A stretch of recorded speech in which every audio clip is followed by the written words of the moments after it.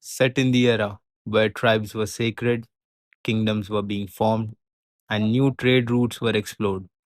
Kantara Chapter 1 takes us right back to the roots. And trust me, what unfolds is nothing short of divine.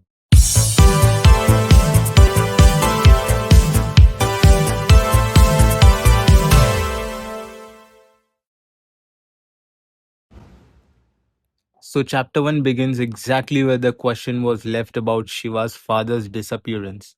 We see how the holy stone was discovered and how the protectors, Panjurli and Guliga, rise to safeguard the jungle, nature, and mankind itself. The kings, drunk in their greed and desire to capture God's space, try their luck but meet their end. The only one spared, the king's son, saved by villagers. And here's a twist, a mystery boy is found, a cave guarded by a tiger. He is later adopted by a jungle woman and grows up to become Bear May, played by none other than Rishab Shetty. The subplots of Bear May exploring kingdoms with his jungle friends feel a little stretched. Honestly, they don't add much value and could have been trimmed down for a tighter experience. That's probably the only weak link from an audience point of view. Remember the time when Ravan blew us away because no one was talking of VFX back then? Well, today, despite advanced tech, most films fail to impress. But Kantara Chapter 1 absolutely nails it.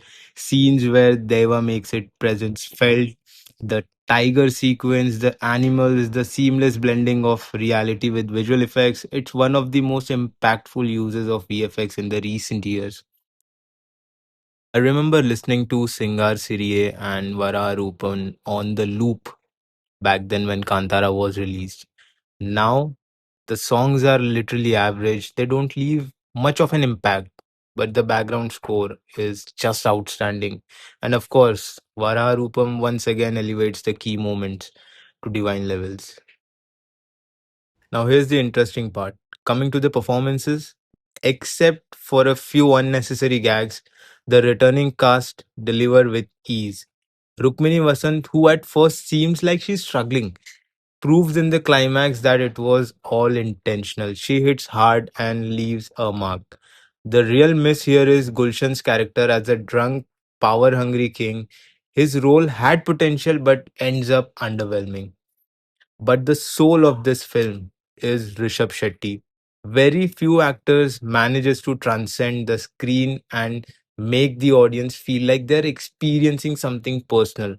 And Rishabh does that effortlessly.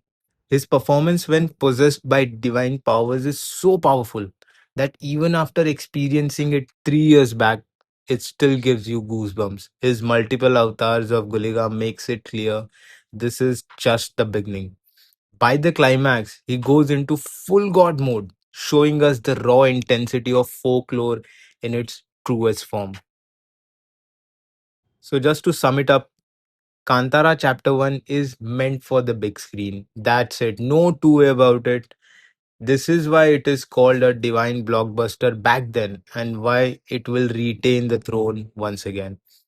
And to those who thought it was a dud after watching the trailer, well, they are definitely going to get a divine slap on them. So, what did you think about the Kantara Chapter 1? Did it live up to your expectations or did it surprise you even more?